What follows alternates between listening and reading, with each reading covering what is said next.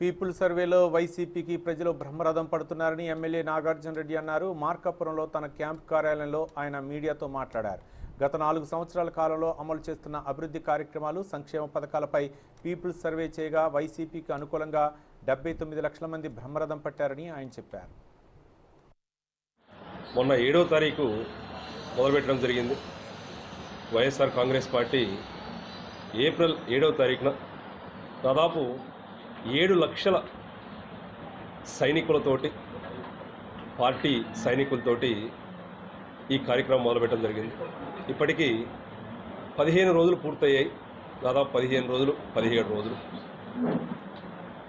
1,65,000 కుటుంబాలు ఆంధ్ర రాష్ట్రంలో ఉంటే, 1,65,00,000 కుటుంబాలు ఆంధ్ర రాష్ట్రంలో ఉంటే,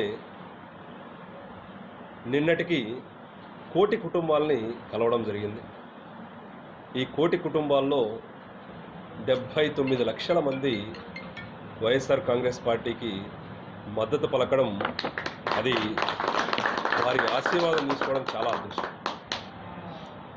ప్రతి కుటుంబం నుంచి ఈ ఆశీర్వాదం లభించడం, 79 లక్షల మంది కుటుంబాలు ఆశీర్వదించడం అంటే మామూలు విషయం కాదు. ఒకసారి రాష్ట్ర ప్రజలందరూ గమనించాలి.